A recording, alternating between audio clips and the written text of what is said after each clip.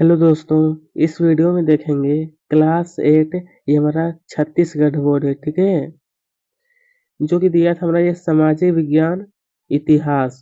अध्याय 1 दिया है कि आधुनिक का है आधुनिक यूरोप का उदय। ये हमारा चैप्टर 1। इस पाठ का जो भी प्रश्न पूछा है उसको देखेंगे, ठीक है। हम लोग तो मेरे साथ आज के इस वीडियो में बने रहिएगा। दिया था सबसे पहले कि अभ्यास प्रश्न। अभ्यास प्रश्न में देखिए कहा गया था सबसे पहले आपको कि जोड़ा बनाने के लिए जो जिसमें मिलान होगा उसमें आपको मिला देना है, ठीक है। तो देखिए मैं इसका उत्तर जो है ना आपको सामना सामने उत्तर बता रहा हूँ कि कौन सा किसमें आपको मिलान करना है। जैसे कि यहाँ दिया कोपरनिक से, तो कोपरनिक का मिलान आपको करना है खगोल वैज्ञानिक से। मैंने यहाँ पर उत्तर जो है सामना सामने बता रहा हूँ, ठीक है। चलिए अब दिया कोलम्बस, तो इसका मिलान करना है आपको यूरोप से अमेरिका तक के समुद्री मार्ग की खोज, ठीक है। फिर तीसरा दिया था हमारा कि मार्टिन लूथर किंग, इसका मिलान करना है धर्म व्यवस्था में व्याप्त भ्रष्टाचार का विरोध, ठीक है। उसके बाद देखिए चौथा हमारा दिया गया था क्वेश्चन कि हेनरी अष्टम, इसका मिलान करना आपको पोप के वर्चस्व को मानने से इनकार, ठीक है। तो ये हो गया क्लियर आपका। चलिए अब देखते हैं आगे।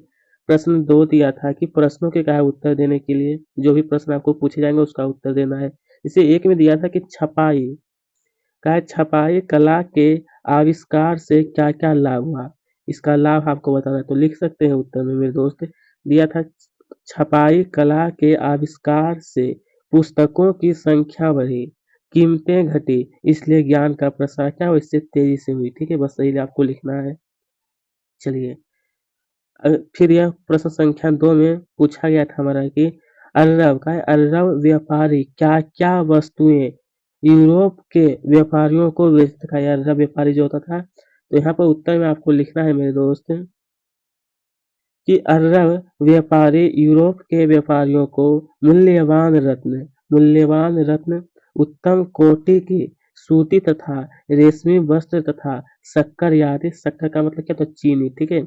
ये सब वहां पे बेचते थे, ठीक है। चलिए ये हमारा क्वेश्चन नंबर 3 है। पूछा गया कि मार्टिन लूथर के अनुयायियों को प्रोटेस्टेंट कहा जाता है, का ऐसा क्यों कहा जाता है मार्टिन लूथर के अनुयायियों को प्रोटेस्टेंट। तो यहाँ पर लिखिएगा कि मार्टिन लूथर नामक जर्मन धर्मगुरु ने धार्मिक संस्थाओं के दुराचारों की निंदा करते हुए एक खुला वक्तव्य जारी किया था, ठीक है। इतना लिखने के बाद फिर आपको लिखना है आगे कि जिसमें उसने जनता के लिए कहा कि आप लोगों को धर्म गुरुओं के कथनों को ही धर्म न मानकर स्वयं बाइबिल पढ़ना चाहिए, का स्वयं बाइबिल पढ़ना चाहिए और धर्म धर्म के कर्तव्यों को समझना चाहिए। बस इतना आपको लिखना है। फिर आपको आगे उसके आगे लिखना है आपको कि उन्होंने ईसाई ईसाई यहाँ पर हो जाएगा धर्म, थोड़ा सा टाइपिंग में गलती हुई, यहाँ पर हो जाएगा धर्म, ठीक है। लिखना कि धर्म के गुरु के प्रमुख पोप की निरंकुश सत्ता को चुनौती दी और धर्म व्यवस्था में धर्म व्यवस्था में प्रचलित दोषों का विरोध का मतलब था प्रोटेस्ट किया, इसलिए उनके अनुयायियों प्रोटेस्टेंट कहलाए, ठीक है। चलिए ये हमारा प्रश्न 4 दिया गया है। कहा गया कि यूरोपीय व्यापारियों ने व्यापारिक कंपनियों की स्थापना क्यों किए थे। तो लिखिएगा उत्तर में आप सब कि यूरोपीय व्यापारी बहुत परिश्रमी थे, क्या थे, तो बहुत ही वे परिश्रमी थे। उन्हें अपने माल को बेचने के लिए बड़े बाजारों की आवश्यकता थी।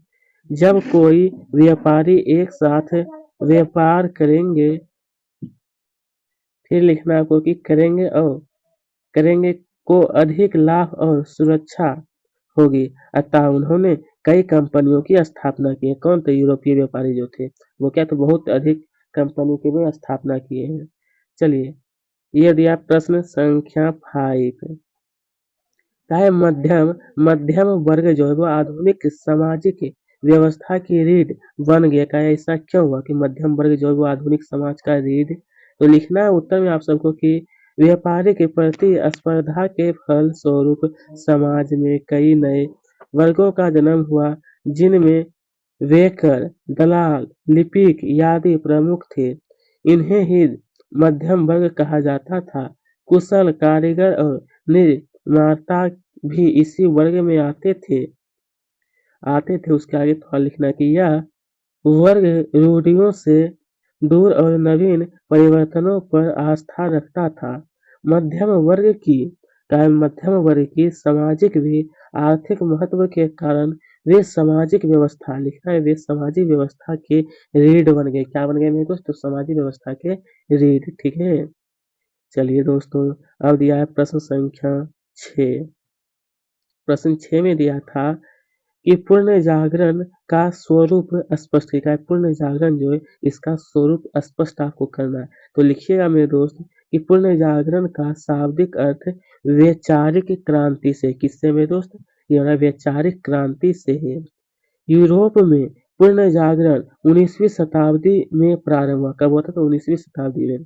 इस काल में प्राचीन ग्रंथों का स्थानीय भाषाओं में नए ढंग से अनुवाद प्रारंभ हुआ। छपाई मशीन के आविष्कार ने इस क्रांति को, मेरे दोस्त इसका उत्तर थोड़ा सा लंबा है, ठीक है, यहाँ पर हाँ, क्रांति को अपने शिखर पर पहुंचा दिया। अत्यधिक मात्रा में पुस्तकें छापने लगी और दाम भी सस्ते हो गए।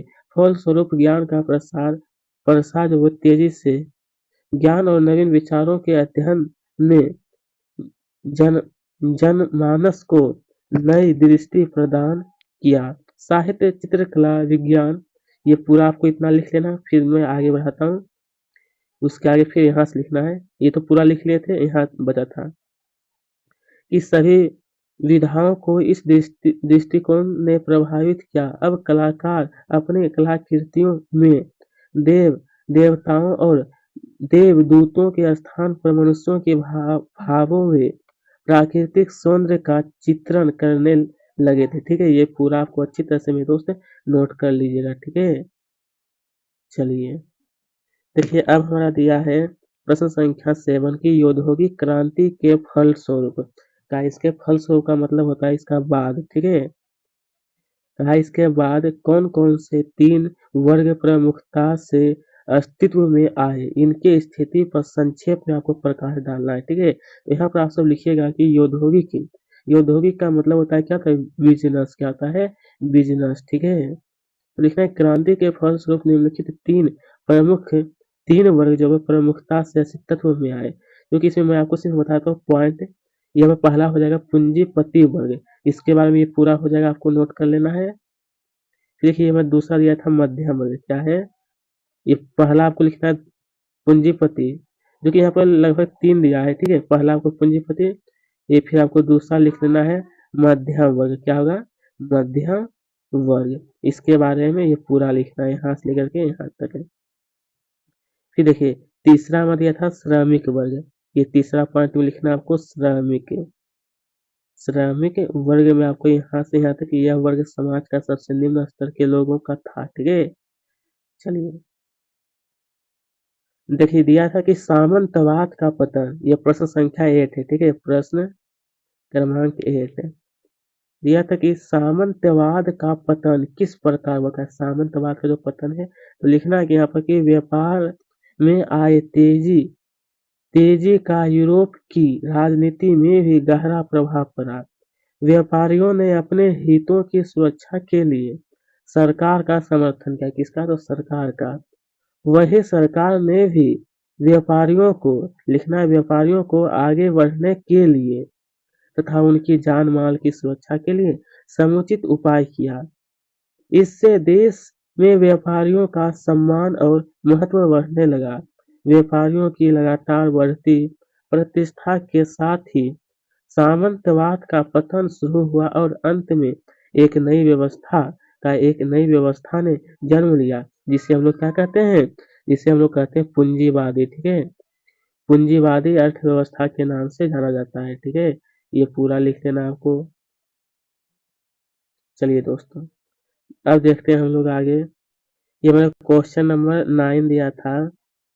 व्यापार में वृद्धि व्यापार में जो वृद्धि हुआ था यूरोप पर इसका क्या प्रभाव था। व्यापार में जब वृद्धि हुआ था तो यूरोप जो है देखना है कि व्यापारिक उन्नति का यूरोप के आर्थिक, सामाजिक और राजनीतिक जीवन पर व्यापक प्रभाव पड़ा।